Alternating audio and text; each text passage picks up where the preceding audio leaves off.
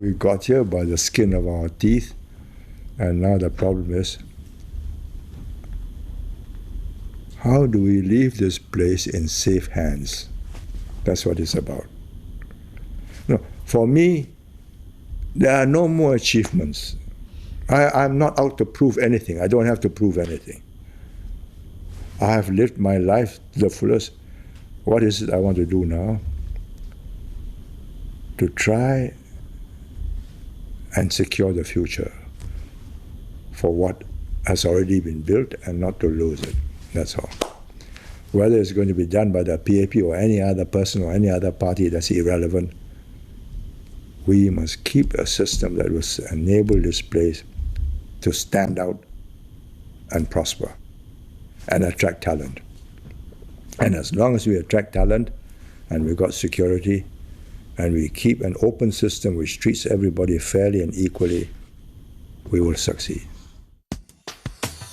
How to leave this place in safe hands? That is Mr. Lee Kuan Yew's top concern. At age 87, he's all too aware that younger Singaporeans are far more questioning than their parents and grandparents ever were about the ruling party's way of running Singapore. He wants to educate them on the hard truths about their country and why it needs an exceptional approach to governance. That is why over the course of a year, he sat down for some 32 hours of interviews at the Istana with a team from the Straits Times, opening himself up to be questioned and challenged in a way that he hoped would help him reach out to young critics. The evening exchanges ranged from the ever-sensitive one of race and religion to ministers' pay, the income gap, and his thoughts on issues that pique young people's interest. There were also personal moments when he spoke of his children, grandchildren, and Mrs. Lee, his wife and confidant of 62 years. Here are highlights of exchanges on 10 hot-button issues. Issues on which there seems to be a shifting consensus between people and government. The first concerns Singapore's survival. We have not got neighbors who want to see us prosper. We are an upstart in this region. But we can survive for so long, and I believe can survive given the international environment, provided we have a strong system that enables us to maximize our chances. Are we not vulnerable? If we are not vulnerable, why do we spend 5 to 6% of GDP year after year? Are we mad? This is a frugal government, you know. We dug a deep tunnel for the sewers at a cost of $2 billion in order to use that sewerage water for new water, to be independent. So all the wafer fabs, all the non-potable water, clean water, is catered for in that way. We are not vulnerable. You'll be dead. They can besiege you. The Indonesians just cut off your sea lines and your business comes to a halt. What is our reply? Our reply is Security Council plus defense capabilities of our own, plus a security framework agreement with the Americans. They stop sand. Abundance of sand everywhere. Why? As Mahathir says, even the present size, they are a trouble. You let them grow some more, there'll be more trouble. You got friendly neighbors? Grow up. You need to persuade large segments of the population that we are not that normal country, that many of the things that are practiced in other countries, including many of the smaller countries, will not work in Singapore, including having a more competitive political environment where leaders are thrown up. No, we are not preventing competition. What we are preventing is duds getting into government, getting into parliament. Look at the quality. Any person of quality, we welcome him. But we don't want duds in. We don't want Chee Soon Juan, Jeyaretnam. They are duds. They're not going to build a country. But any serious man turns up and forms an alternative. I say, equal to us, I say, good. Then we are getting a proper an alternative.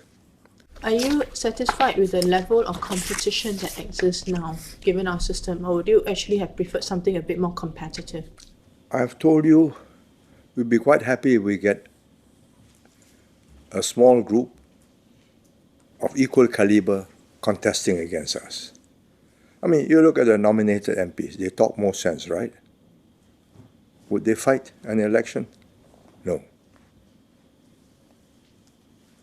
So, but they got the brain power, they got the knowledge, but they're not prepared to jump into the sea. Well, there's a point of view that that's because many people are intimidated by PAP, the climate of fear, crackdown on dissent, and so on. No. Are you intimidated? Well, I'm asking you this question, so obviously I'm not. But I'm just saying that there is a perception, and it's a very real perception. I mean, among those of us who usually interview people and all that, it's very hard. I mean, it's very hard to break it down, but it exists. It's fairly pervasive, even among the professionals. If you believe you are any good, I mean, you look at this chap who stood up for gay rights, Siu Kam Hong. He's not intimidated. He's not intimidated. We have no objections if he goes and joins the Workers' Party and takes us on. We'll take him on. But he can't join the Workers' Party and we just let him lambast us away. We'll demolish him as hard as he tries to demolish us. That's part of the game, right? Why did I break down when I got out on 9th August? Because I left behind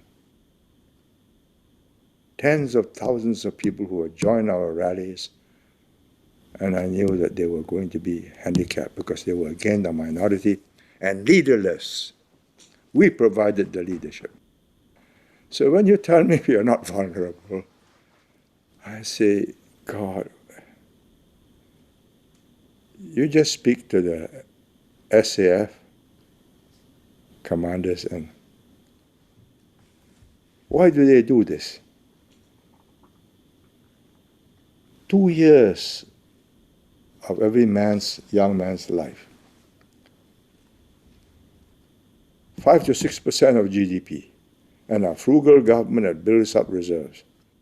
We do this because of hallucinations, or because that is the only way we can survive. If Singapore thrives, will the PAP? The longevity of the PAP is based on delivering the good life. Yeah.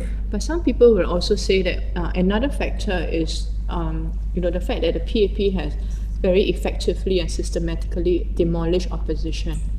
What political party helps opposition to come into power? You tell me.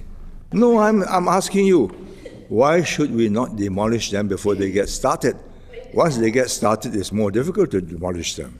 Do you ever have any idea or thought of the chilling effect doing that has on a lot of others who may be interested in politics but are frightened of? Well, feel intimidated. If you do the same thing, then you must expect the same treatment. Therefore, you behave in a more civilized way, like more political, like Low Tia Kiang, or even Cham. I've never been rough with him. Do the He's younger gentle. ministers share your killer instinct towards political opponent? Well, I don't know whether they do or they don't. I mean, they've not been called to account yet, but I think... But do you ever, give them advice that they should be tougher, harder? Or? No. By the time you're past 30, your character is formed. You will not change. But if there was someone like JBJ or Chi, an emerging opposition politician, who among the current, ministers would be able to handle them so robustly the way you did, and which you think is necessary? No, they may not deal with them the way I do, but they will deal with them effectively. No, Everybody has a style. And that style is partly innate and also by the experience you've gone through. I mean, I would not have been so robust and tough had I not had communists to contend with. You said, unlike the universal acceptance of market economy, there's been no great rush for democracy. Yeah, because it does not necessarily lead to better governance and stability and prosperity. At no point in history do we have so many democratically elected governments across the globe. So doesn't that suggest that there are some attractions to democracy? No, the greatest attraction is you can change governments without violence. In China, the greatest disadvantage was that you can only change governments by rebellion, qi. If you met Samuel Huntington today, Yeah. what would you say to him with regards to that comment? Say, look, I'm out of power from 1990. If the thing is going to go wrong, this is already 20 years, it would have gone wrong. It's not. And it's the careful selection of people who are in charge, in the cabinet, in parliament, in anti-corruption, the president. I envisage at some place, sometime, people will get tired of stable governments and let's try the opposition. It's bound to happen sometime. I don't know when. I don't think it'll happen in the next 5-10 years because you've got a competent government. Supposing we had this recession and had an incompetent government, had didn't tide over and jobs were lost massively, I think you're going to get a rebellion of some sort. You described the political changes in Malaysia as a tectonic shift, and we know from talking to some of the ministers there that part of that shift was attributed to young people voting for the opposition. And worldwide, in several recent elections, you've had this wave of young people desiring change. Do you see that sort of tide sweeping over Singapore? Comes the time, if the change is a plausible alternative, yes. But you can see the change is not, the alternative is not plausible. So people come back after I've read all these reports. It's absurd paying the ministers so much. But they cool down very soon. Why? You are making this much in the private sector. You expect these ministers to stay in for 20 years and sacrifice their families? Should ministers be paid millions? Taking into account what has happened in the 14 years, are you satisfied with the outcome? I ask this also in the context of the public reaction to it, that there is still public resistance. There has been 3 elections since then, right? And every election thing crops up. If that were the big issue and we were not delivering, the elections have gone the other way. We are delivering, right? The system is working. Will it continue to work? I hope so. But will it need adjustments? Yes. It may not have been enough for people to have voted against the PAP in the last 3 elections, but there's a point of view that the pay formula has changed, has altered the relationship between the government and the people. We must keep a system that will enable this place to stand out and prosper and attract talent. And as long as we attract talent and we've got security and we keep an open system which treats everybody fairly and equally, we will succeed. Some people worry that with the pay that ministers get, they will become beholden to the PM, afraid to go against the PM's wishes because there's too much to lose. Yeah. Are you concerned about that development? Shanmugam is afraid to go back to the law.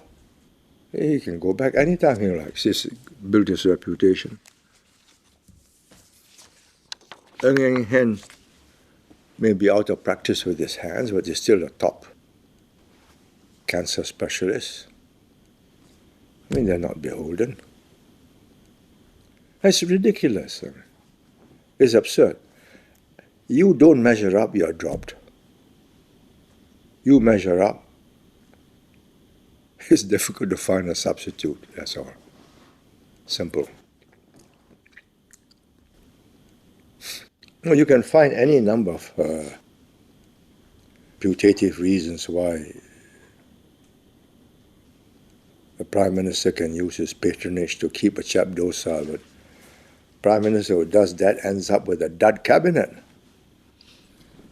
I mean, one of the points you made just now was that there are no yes men in cabinet because they have options, they can leave.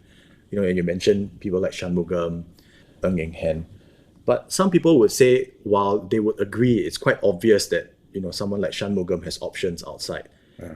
It is less so of some of the other members of cabinet, especially those who have crossed over from, say, the army or from the civil service when they were scholars, you know, from the start. If they are quality people, they have no trouble going out. If you are successful as a minister, you have no trouble going out. What's it like to work with his son, the Prime Minister?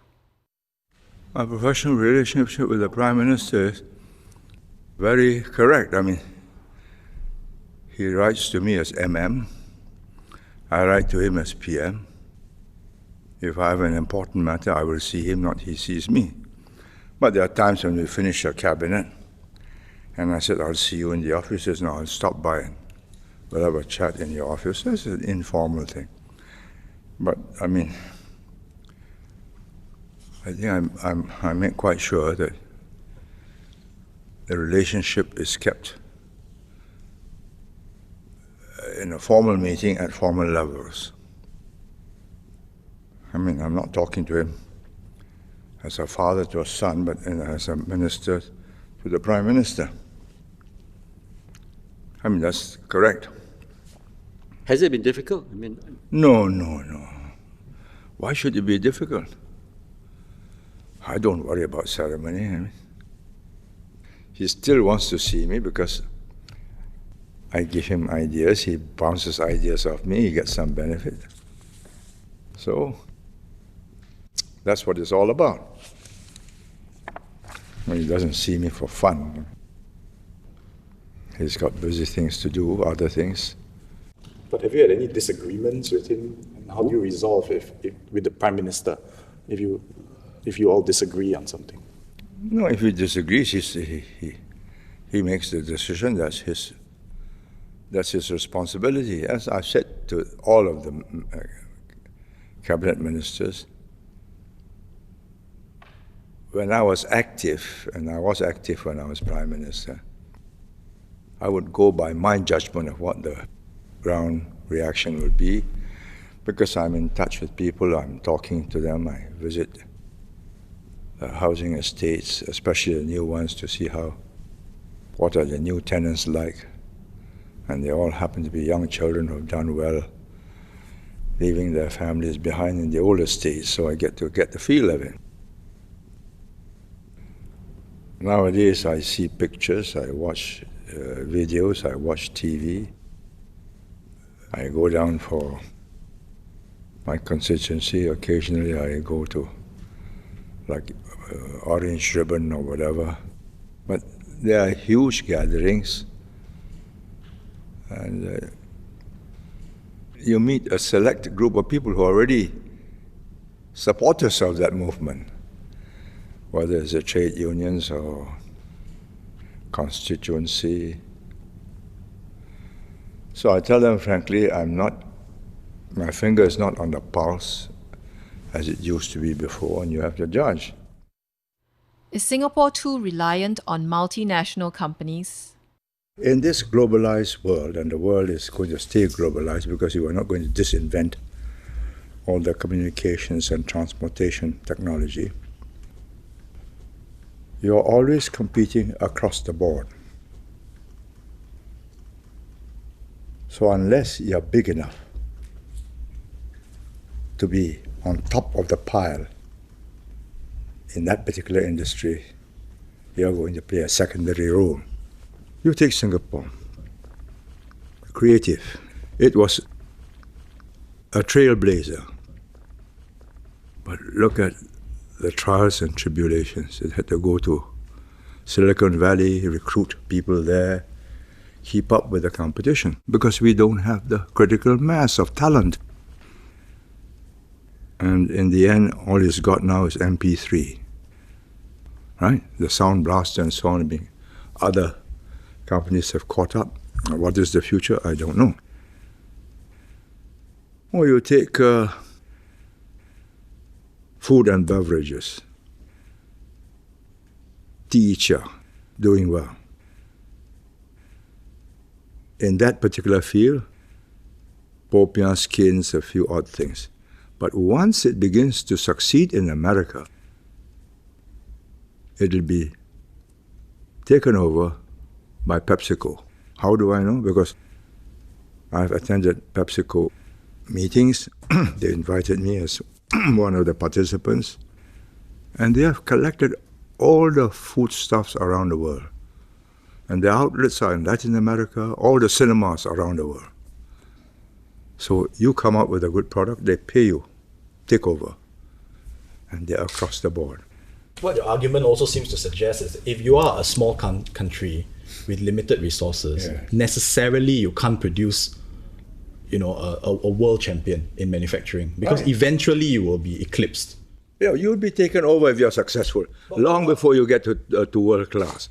There'll be a company that is already eyeing all these possible takeovers. Okay, but Finland has produced Nokia, and Sweden, IKEA. Let's say these are companies which seem to punch way above what the country's physical size seems to suggest. All right, Sweden, IKEA. Do we want to go into that? Have we got the wood and the designers? The Swedes are good designers, right? Nokia was, one of these flukes in history. From a controlled society overshadowed by the Soviet Union, they broke through. But they are about 7-8 million. Can they keep up with the competition from Korea, from Japan? Watch it in the long term. How many bright fellows have you got with inventive, creative minds? Ma'am, you've made all of us very depressed. No, I'm not depressed. I'm realistic. I say this is our capabilities. These are our capabilities. This is the competition that we face. And given what we have, our assets and our capabilities, we can still make a good living, provided we are realistic. The more serious question I have is, okay, we don't have the critical mass to be manufacturers of the best things in the world. We don't have the critical mass to be the top innovators. What are our competitive advantages? It seems to me, listening to you, it's our ability to gather the right infrastructure, the rule of law, the system of governance. Are these attributes enough to keep us going? Supposing you don't have those attributes. No, now that we have those. What would happen to you? But are these enough to What keep would us happen going? to us? Are these No. enough to keep us going? No. These are the basics which differentiate us from our neighbors. And I'm still on the topic of this MNC reliant model that we have today. You've talked about the validity of it going forward, but are there weaknesses to the model that you worry about? Well, the weaknesses are that the top MNCs may not come. And you get the second tier who will be defeated by the top MNCs. They would have gone to Vietnam because it's cheaper and smarter. And then the production in Vietnam will beat the production in Singapore. So what have we got to offer? Cheaper labor, cheaper land? No. Higher quality supporting structures to justify the higher costs. Do you mind the income gap?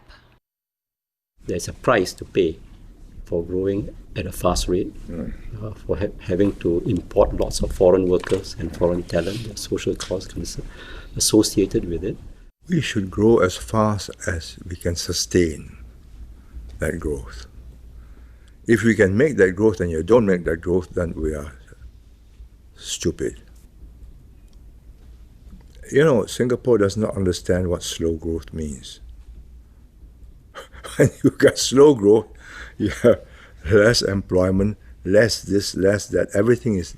People at the lower end feel that to some extent the system is stacked against them. A large part of the growth benefits those at the top.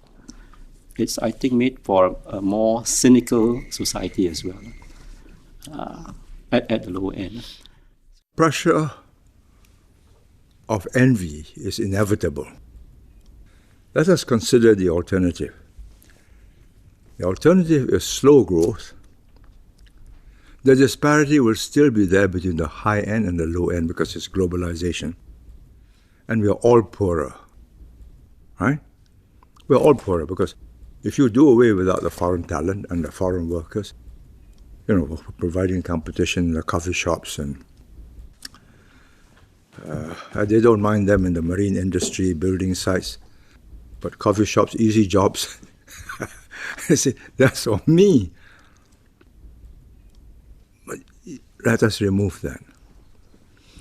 Our GDP will go down by 2.5%.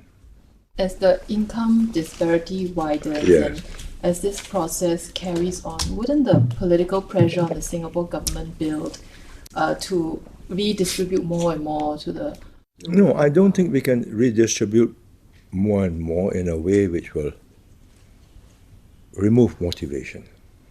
Our biggest redistribution is capital gains. Everybody gets a home. Your home is sold to you minus land costs. So in other words, immediately you start with chips on the table. And 30 years later when you retire, that home you can multiply by 10, the value, right? Home. Then next, CPF. We keep on topping up, giving them not to spend, but for their retirement. Shares. Every time we corporatize, we give it to them at nominal value, and the smart ones keep the shares. The spendthrift ones sell the shares, but that's before it's risen in price, and that's your choice. Well, you've lost out. But once you subsidize every month, this becomes an entitlement, you are in trouble. So we say, all right, growth bonus, give you this big sum of money, give you. No guarantee that next year we'll have growth bonus, so you just watch out. Be careful how you spend it. So we create a different mindset in our people. Finally, you can say to me, so the chaps at the bottom will become anti the government. Do we change because of that, or do we say, right, then we will lose that number of votes each time? So we got to win from the median upwards. I mean, that's electoral politics. How well are Muslims integrating? Your views on multiracialism has been a cornerstone of Singapore's development over the last 45, 50 years. In fact, at the press conference in August 65, you said that Singapore would not be a Malay nation or a Chinese nation or an Indian nation. Can I ask whether, looking back now, what is your assessment of how Singapore has progressed down this road to multiracialism? And whether you feel that we have achieved what you set out to do? I have to speak candidly to be of value, but I do not want to offend the Muslim community. I think we were progressing very nicely until the surge of Islam came. And if you ask me, from my observations, the other communities are have easier integration, friends, both socially, intermarriages and so on. Indians with Chinese, Chinese with Indians, than Muslims. That's the result of the surge from the Arab states. So if you want to marry a Muslim, you become a Muslim, which is a very big step for any non-Muslim to take. I mean, a way of life has changed. And as for the oath, the pledge every morning, I did not believe at that time that we could ever achieve it, but Raja, being the idealist, wrote it out. And I looked at it and I said, why not? This is an aspiration. But as the years went by, with the resurgence of Islam, you ask me now, is an aspiration not achievable in my lifetime, probably also in my son's lifetime? It may be achievable after the oil age has passed. Then the Muslims are faced with the problem of modern education, science, technology, industrial revolution, knowledge economy. So even in Singapore, it's highly dependent on what takes place outside. Oh yes, it's a globalized world. So as long as Islam traveled to Singapore by sailing ships, it was an attenuated version of Islam. So the Islam in Southeast Asia was not Islam by the sword, but Islam by commerce. So it syncretized, especially in Indonesia, with Hinduism, Buddhism, animism. And so with Malaysia. I mean, the Tunku believed in Bomos. And I think so does many Malays. And they say, okay, put a chili up and get the Bomo to pray so there'll be no rain. That's most un-Islamic. You are not confident that in Singapore things will turn out differently because that we do not practice race-based politics or religion-based politics? Religion overwhelms. Look, she will tell you that Islamic religion controls every part of your life, right? Yes, but it doesn't mean that therefore as a citizen I will be, less loyal than... No, I'm not saying that. I'm saying that you will be loyal as a citizen, but because you will observe and you are forced to observe by peer pressure of nothing else, you will have to conform. The generation that worked with me, Osman Wok, Rahim Ishaq, that was before the wave came sweeping them. That generation integrated well. We drank beer, we went canvassing, we went electioneering, we eat together. Now they say, are the plates clean? Is it in the same washing machine? Halal, non-halal, and so on. I mean, they're all divisive. They are distinguishing me from you. I'm a believer, you're not. That's that. So, Imam, just to be clear, are you saying that the existence of Muslims in Singapore is the main impediment to multiracial harmony in Singapore? No, I'm not saying that. I think the Muslims socially do not cause any trouble, but they are distinct and separate. So what do they need to do to integrate? I mean, are they doing enough to... Being less strict on Islamic observances and say, okay, I'll eat with you. But there are other ways to integrate without sharing a meal, surely. No, but I'm telling you the reaction of a non-Malay, right? A non-Muslim. You know, and then when you say that there's a veil between Muslims and non-Muslims, I think most Muslims I know, have lived with the conviction that, they can be fully Singaporean and fully Muslim, and they somehow believe in the Singapore that you have, imagined for your citizens. And now to hear you say that there's a veil between Muslims and non-Muslims, my question to you is, have the Muslims been deluding themselves No. There are different that they will kinds be of accepted? Where AFP started, they were opposed to MUIS, opposed to our PAP Malay leadership, and they came out in opposition to it. But they can do better for the Malays. And we gave them the support, financial, and so on. Then they found that they couldn't compete with Mendaki. And they slowly came around because they were doing the same things, that in fact Mendaki was doing real service. So we are not saying the position is hopeless. We are saying that there is that portion that's under this kind of influence, and all you need is one or two to spoil the whole relationship. One big bomb, we cannot stop the reactions.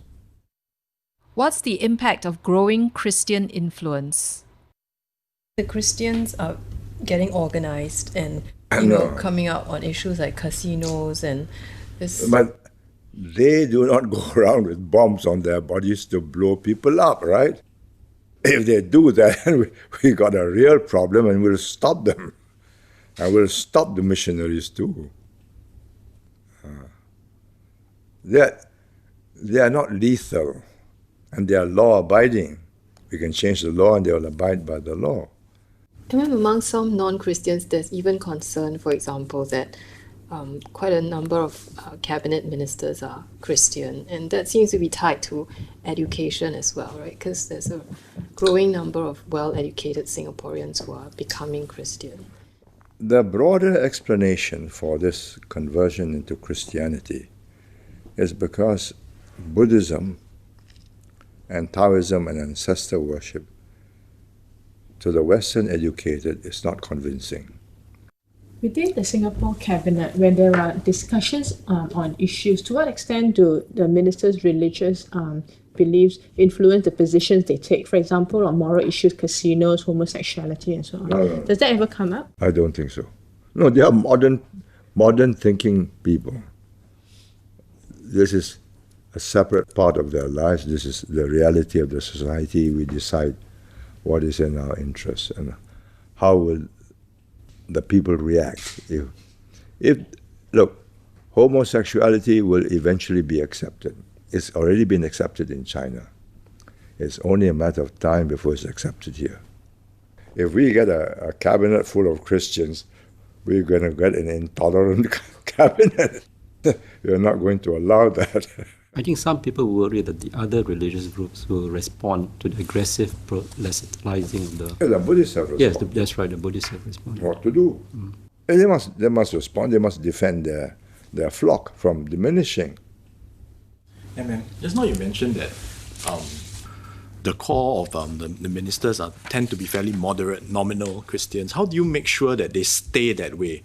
Or that, the people making policies like the permanent secretaries aren't, too inclined in one way? Let's say they may be a lay preacher. The population as such will not vote for a person who makes his political beliefs. If you don't go and join the 7th Moon Festival, you will lose votes. And that's one simple test of your flexibility. There are certain Chinese rituals which will not change. And the lower educated still believe in the old pantheons of the Chinese gods and goddesses, Kuan Yin and the rest of them. If you are that kind of a Christian and you shun their temples, you shun their 7th Moon Festival, you say, no, this chap is no good. He's not part of us. You will lose votes because I don't see the grassroots being converted. If the grassroots are converted, well, then it's total. Then you will also become different. Then we become a different society. Will Singapore be forever dependent on foreigners? You have been one of the strongest advocates, of opening up Singapore to foreign talent. I think the arguments are fairly well known, but would we be forever, At the rate we're reproducing ourselves, yes. Otherwise, you'll end up in 2050, 1.5 persons working to support 2. Not tenable. The whole economy will collapse. And because the burden will be so great, the bright young ones will emigrate rather than pay those heavy burdens. Not possible. I mean, you watch Japan. The economy cannot recover because the older people don't spend so much and they don't work as productively as the younger ones. And their population will sink to 90 million from 127 by 2030. And the number of old people are growing, numbers of them. They refuse to take immigrants, but they've got illegal immigrants. It is not possible, Why do you think we are asking Singaporeans to reproduce themselves? Because they are not reproducing themselves, we have to depend on the children of the migrants to become Singaporeans, so that the ratio will always be a majority of Singaporeans. So we are making sure that they are spread out, and their neighbors are Singaporeans, and their children are in a neighborhood of Singaporeans and go to school with them. I mean, you cannot change the present generation, whether Indians, Chinese, or whatever. But you can definitely absorb the next generation because they come in, either they're born here, they're very young, they go to our schools, primary schools. They begin to talk like Tauli, and they begin to behave like Singaporeans. Given that the proportion of the foreigners has gone up so much, also there's some simmering resentment. Is it time now to pay a bit more attention to, soothing the feelings of the citizen? Some of them come from the smartest schools, high standards, and they end up winning the prizes in school. Bilingual prizes, other prizes, and some scholarships also. So Singapore parents know that their children are going to meet fierce competition. But my answer to that is, do you want this chap working on this is a tug of war, right? We want to pull investments in our side. You want him to join the Vietnamese or the Chinese team, or be one fellow on your side pulling it your way? Your numbers are diminishing. If we were back in the 1960s, 4 children per family, we won't have to do it. This matter would not arise. But then we would never have had the accumulated capital to create the infrastructure and the schools and the educational institutions that we have created. Because we'll be always trying to catch up with the population. Today we'll be barging with about 6-7 million of our own. But all the developed countries, the women have got equal education and job opportunities. The birth rates go down. What's that?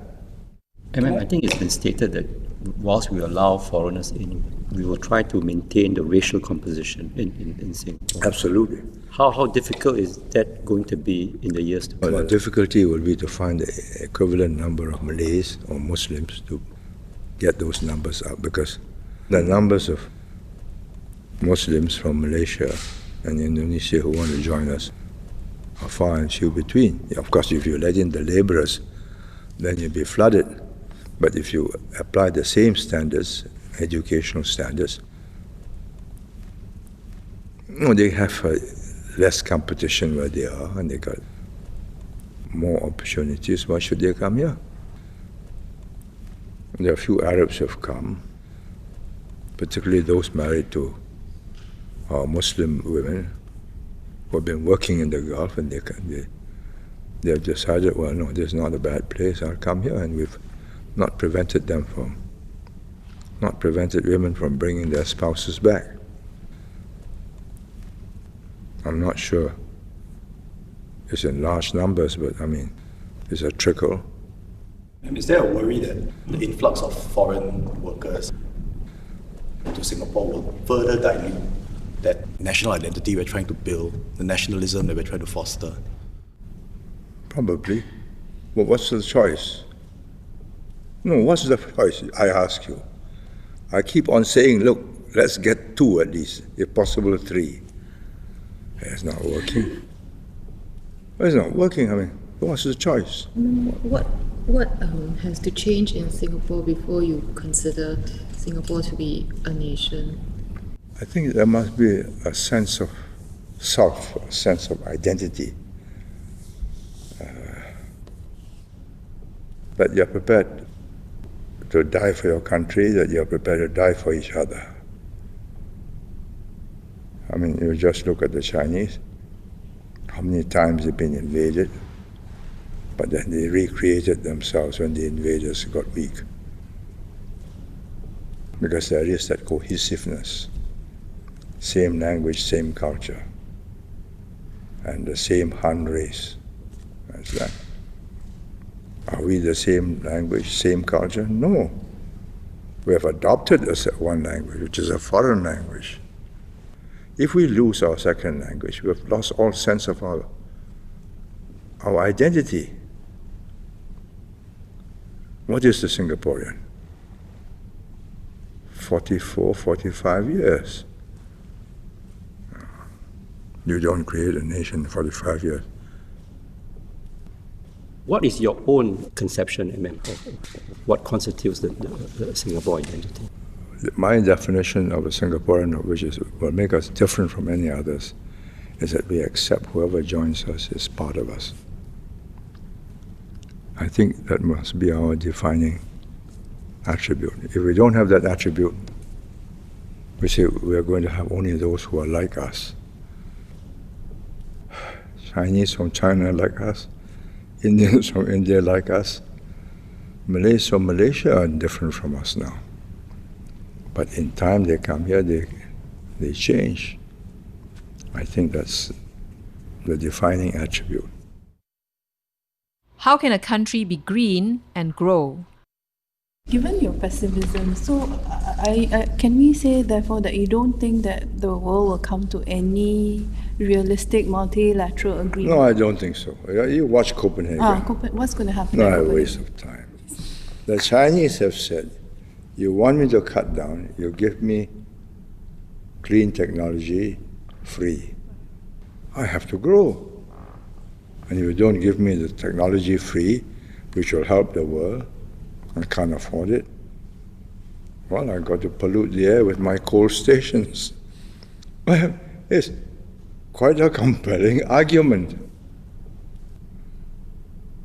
Is there a lack of global leadership on this? I don't think it's a lack of global leadership.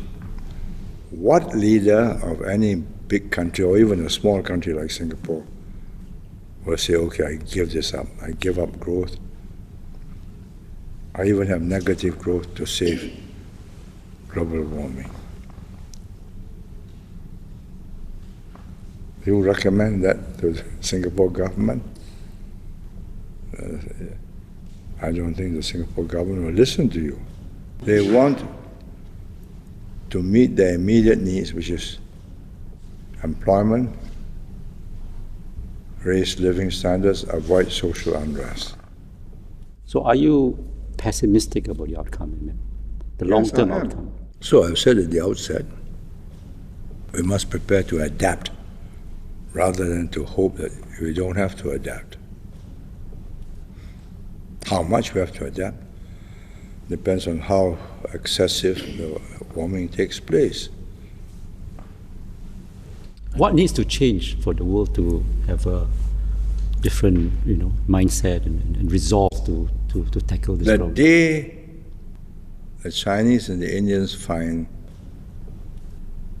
that hundreds of millions of people along this river basins who are farmers and small traders in the small towns find a water shortage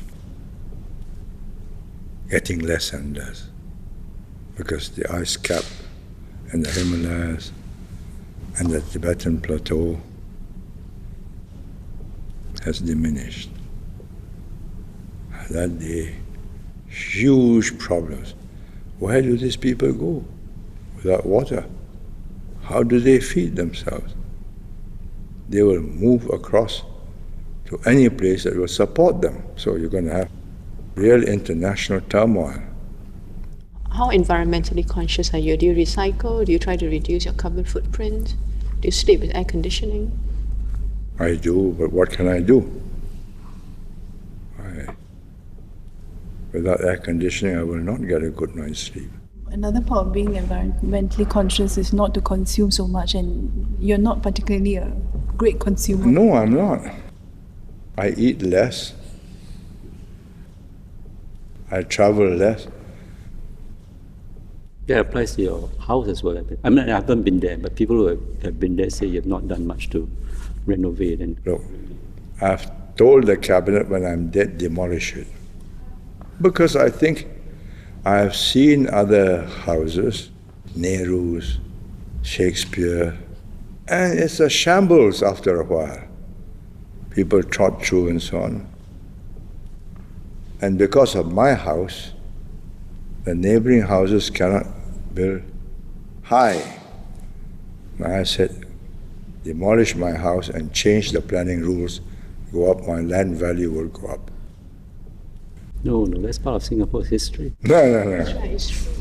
Eh? It's part of Singapore's history because so many historical events took No. place. So it should be preserved. You know, the cost of preserving it is an old house built over 100 years ago, no foundation. Damp comes up the wall because it has no foundation.